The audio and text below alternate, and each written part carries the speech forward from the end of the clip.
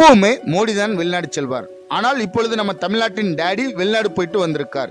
தமிழ்நாட்டின் டேடி வெளிநாடு போய் பற்பல இடங்களை சுற்றி பார்த்து பொழுதை கழித்திருக்கிறார்.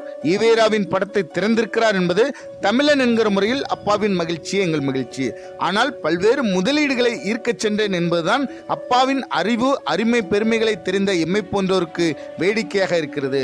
உள்ளூரில் ஆடு மாடு மேய்ப்பதை அவமானமாக கருதியவன் வெளிநாடு சென்று ஒட்டகச்சாணிகளை சுமந்த கதைதான் இது. உள்ளூரில் எத்தனையோ அறிவார்ந்த முதலாளிகள் உற்பத்தி துறையில் செழித்து கிடக்க அவர்களை ஊக்கப்படுத்தி உற்பத்தியை பெருக்கினால் போதும்.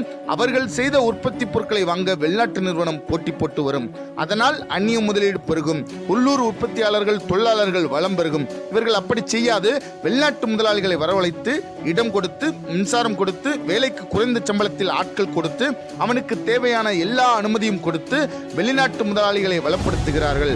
அவன் என்ன செய்வான்? இங்குள்ள ரத்தத்தை எல்லாம் உறிஞ்சி பருத்து விட்டு அவன் லாபம் ஈட்டிய பிறகு நஷ்டம் அடைந்து விட்டேன் என மயிரா போச்சேன்னு பறந்து போயிடுவான். வேலை பார்த்த நம் உறவுகள் நடு ரோட்டில் போராடுவார்கள். இவர்கள் கூக்குரல் முதலாளிகளுக்கும் கேட்காது, அவர்களை கூட்டி வந்த இடைத்தரகர்களுக்கும் கேட்காது. இந்த வெளிநாட்டு விளம்பரங்களை எம் அறிவார்ந்த தமிழ் சமூகம் ஒருபோதும் நம்பிவிடக்கூடாது. 2026 படைப்போம் புதிய அரசியல் வரலாறு. நன்றி, வணக்கம். நாம் தமிழர்.